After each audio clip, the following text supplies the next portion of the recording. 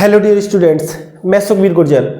तो क्या आप भी इस चीज से अभी तक अनभिज्ञ है कि किस तरह से हुआ सिंधु सभ्यता का विनाश? आखिर क्या थी ये सभ्यता और कैसे हुई इसकी शुरुआत और अचानक ही कैसे हो गई ये समाप्त? तो ये जानना है आपको, तो आप वीडियो में बने रहें और वीडियो को अंत तक जरूर देखें। तो आखिर सिंधु सभ्यता का विनाश हुआ कैसे और सिंधु सभ्यता आखिरकार इतनी बड़ी सभ्यता होते हुए भी अचानक से विलुप्त कैसे हो गई? एक बहुत बड़ी सभ्यता, एक नगरीय सभ्यता जिसमें विदेशों से भी आयात निर्यात किया जाता था, एक ऐसी महान सभ्यता जो मेसोपोटामिया की सभ्यता से मिलती जुलती थी और उससे भी बहुत बड़ी सभ्यता थी। इसमें बहुत बड़े बड़े नगर थे, जैसे कि मोहनजोदड़ो देख लो, हड़प्पा देख लो, लोथल देख लो, कालीबंगा देख लो। तो इस प्रकार से बहुत बड़े बड़े इसमें नगर थे। यहाँ पे बहुत सी चीजों का बहुत विशेष ध्यान दिया जाता था।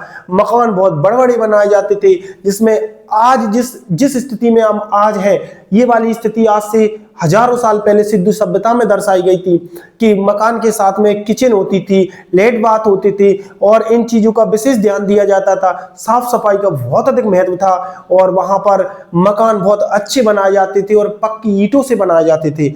वहां पर बहुत बड़े बड़े स्नानागार हुआ करते थे। ऐसी मान्यता है कि वहां पर लोग जब कोई बड़ा कार्यक्रम या कोई फेस्टिवल होता था तो सभी लोग एकजुट होकर वहां पर स्नान करते थे, फिर अपना पूजा पाठ का जो प्रोग्राम होता था वो करते थे।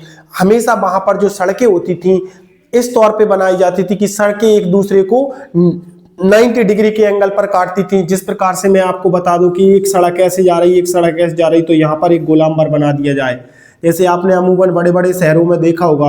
तो इस प्रकार से वहां की जो सड़कें थी 90 डिग्री के एंगल्स पर काटती थी। भाई देखिए, आज से हजारों साल पहले सिंधु घाटी सभ्यता में ये सभी चीजें विकसित थी। यहाँ पर साफ सफाई का बहुत विशेष ध्यान था। कचरे के लिए कूड़ेदान रखे जाते थे, जैसे साइडों में ये रोड पे, तो इसके लिए एक डस्टबिन रखा जाता था। क्या रखा जाता था? डस्टबिन रखा जाता था कचरे के लिए। उसके बाद में पानी के लिए घरों के आगे से क्या बनाई जाती थी? नालियां बनाई जाती थी। क्या? नाली बनाई जाती थी। क्या बनाई जाती थी? नाली बनाई जाती थी। तो सबसे बड़ी विशेषता ये रही है कि जब हमने इसके जानने के बारे में कोशिश की है, जब राखलदास बनर्जी ने 1920-21 में हड़प्पा में जाकर खुदाई का कार्य प्रारंभ किया। कहां पर? हड़प्पा में खुदाई कराई। हड़प्पा की पहली खुदाई थी ये। हड़प्पा की पहली खुदाई कब होती है हमारी? 1920 से 1921 के मध्य में हड़प्पा की क्या होती है? पहली खुदाई होती है। तब से सिंधु घाटी सभ्यता प्रकाश में आती है। हम जानते हैं आखिर क्या था। हमें सबसे बड़ी बात जाननी क्या है कि विनाश का कारण क्या था। तब हम इसके बारे में देखते हैं कि सिंधु घाटी की सभ्यता का विनाश क्या था। मोहनजोदड़ो एक बहुत बड़ा नगर था। क्या था? बहुत बड़ा नगर था। इसे बोला जाता था मृतकों का टीला के नाम से प्रसिद्ध था। कौन? मोहनजोदड़ो। किसके नाम से प्रसिद्ध था? मृतकों के टीले के नाम से प्रसिद्ध शहर था मोहनजोदड़ो। हड़प्पा, मोहनजोदड़ो। अब सबसे बड़ी बात आती है, ये क्या था? मोहनजोदड़ो कहाँ था हमारा? सिंधु नदी के किनारे था। ये हड़प्पा कहाँ था? रावी नदी के किनारे था। तो अब हमें पता चलता है कि भाई जब हमने इसके बारे में रिसर्च किया तो हमें पता चला आखिर इसका विनाश हुआ कैसे। यहाँ पर सबसे बड़ी बात यह है, इसे कांस्य युगीन क्या कहते हैं? कांस्य युगीन सभ्यता कहते हैं। क्या कहते हैं? कांस्य युगीन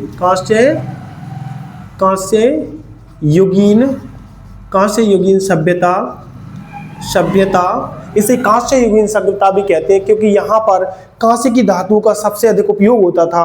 क्या होता था? कांस्य की धातु का सबसे अधिक उपयोग कहीं हुआ है तो वो सिंधु घाटी सभ्यता में हुआ है। अब बात आती है एक और बहुत बड़ी कि यहाँ के लोग किस चीज को नहीं जानते थे। तो यहाँ के लोग एक सामान्य धातु जो आजकल आमतौर पर हमारे यहाँ यूज की जाती है, लोहा, तो यहाँ के व्यक्ति इस धातु से अनभिज्ञ थे।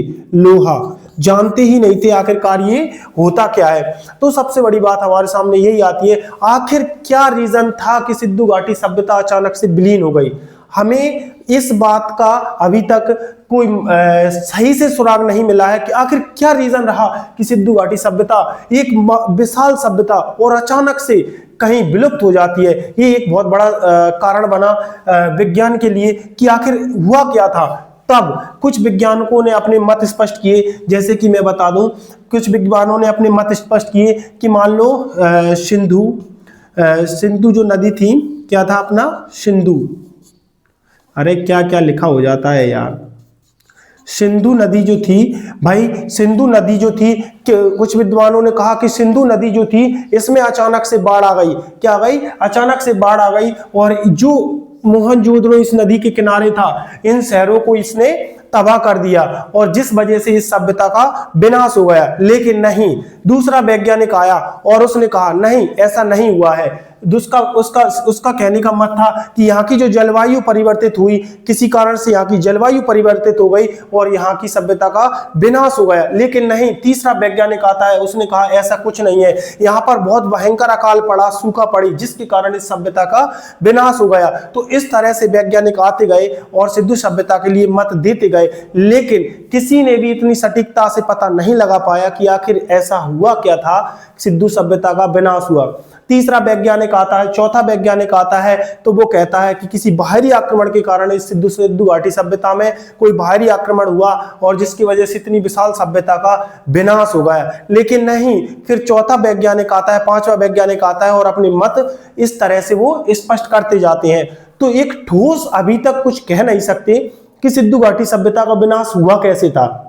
जो अभी तक हमने देखा कि सिंधु घाटी सभ्यता, मान के चलिए सिंधु घाटी नदी में पानी आ जाने से या बाढ़ आ जाने से हो गया, या फिर जलवायु परिवर्तन होने से होगा, तो ये रीजन हमारे सामने आते हैं कि सिंधु घाटी सभ्यता, इन कारणों से सिंधु घाटी सभ्यता का विनाश हुआ, जो कि एक बहुत बड़ी और विशाल सभ्यता थी। तो आज की क्लास में इतना ही। एक और क्लास में अगले फैक्ट्स के साथ आऊंगा सिंधु घाटी सभ्यता की वीडियो लेकर। जय हिंद। चैनल को सब्सक्राइब करना ना भूलें।